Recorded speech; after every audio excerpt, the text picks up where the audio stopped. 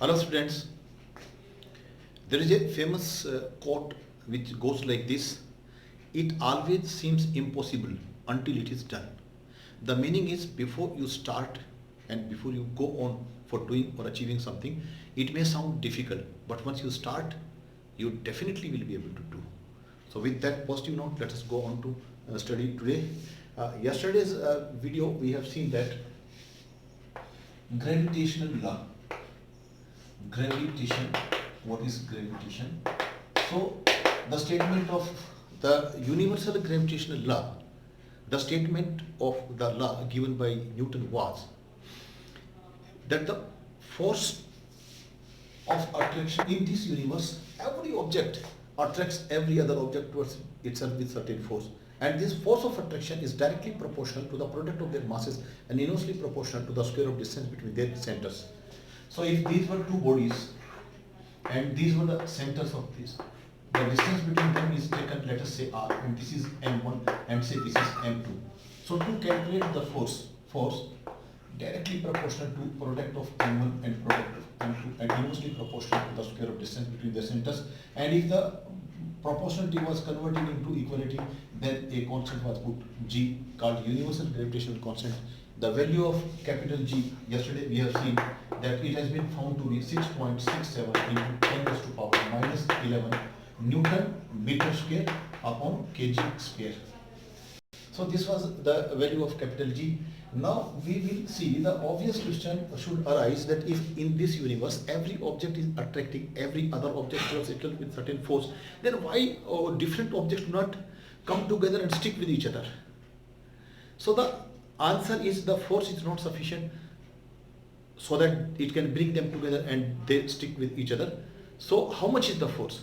So for this we will take three examples, and in the first example we will take, let the mass of this body be 1 kg, mass of this body also be 1 kg, and let the distance between them be 1 meter.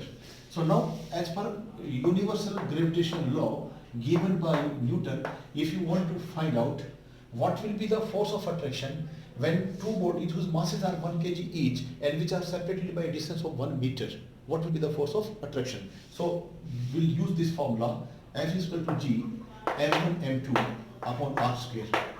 Now this can be written as F is equal to 6.67 into 10 raised to power minus 11 Newton meter square upon kg square into 1 kg. This is mass of one body into 1 kg mass of another body divided by 1 meter and square of that. As per this law, values are put. Now this kg into kg is kg square. This will get cancelled. Meter square will get cancelled with this. So the force will come 6.67 into 10 raised to power minus 11 Newton. This is the force, and it is SI unit is Newton, and this can also be written as 6.67 divided by 10 raised to power 11 newtons. So this we can see. Sometimes some students have this notion that this, because of this negative sign, this is a negative force. No, this is a positive force, and this minus sign denotes that the magnitude of the force is very, very less, because the power of 10 raised to power minus 11 power, when it is brought down, it is written in the denominator, it becomes 10 raised to power plus 11, and this will signify, or it will indicate to us that the force is very, very less. When 6.67 is divided by 10 raised to power 11, obviously the quotient that will come will be very, very small. So the force of attraction between two stones, let us say two objects whose masses are 1 kg each and which are separated by a distance of 1 meter, is a very small force. So this is the reason why two objects cannot come together and they stick with each other. Now we will take another case, and in another case what we are going to do is, let us say this time one of the object is earth and another object is a small stone falling on the surface of earth. Mass of this let be 1 kg, 1 kg.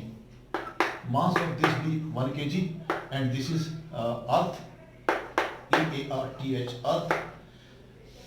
So as per this formula, we will put the value 6.67 into 10 raised to power minus 11 Newton meter square upon kg square into mass of earth is 6 into 10 raised to power 24 kg into mass of another object. This is m1, this is m2, and let us say the distance between their centers. So this object being very small in comparison with the size of Earth, so the center of that, the distance between these two objects can be taken just the radius of Earth. And the reason for this I have already told, this is very small in comparison with the size of Earth. So distance between these two can be taken for every practical purpose. It will not lead us to miscalculate the force. It will be taken radius of Earth, and radius of Earth is 6.4 into 10 raised to power 6 meters and square of that. And square of that. So when all this is calculated, we will find this 9.8 Newton force. So this is a good amount of force, and this will ensure that if you throw a stone of say about 1 kg with whatever the force you may throw it, it will definitely come and fall onto the surface of Earth. And because the force of attraction by the Earth be 9.8 Newton. So in case both the stones of masses 1 kg each and were separated by a distance of 1 meter, the force was 6.67 into 10 raised to power minus 11 Newton. Now when one of the bodies Earth and another one is 1 kg stone lying on the surface of Earth, that time force is 9.8 Newton. Now yet another example we will take, one of the object will be taken as Sun and another, Earth, and another one you will take as Moon.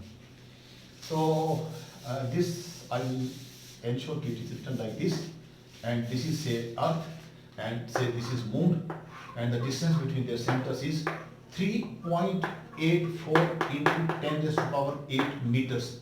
This is the distance between the center of the Earth and center of Moon, and mass of Moon is 7.4 into 10 raised to power 22 kg. This you can refer it from your book. Mass of Earth we have seen 6 into 10 raised to power 24 kg and 7.4 into 10 raised to power 22 kg divided by 3.84 into 10 raised to power 8 meters and square of that. This is Z, this is M1, this is M2, M2, M1, and this is R square.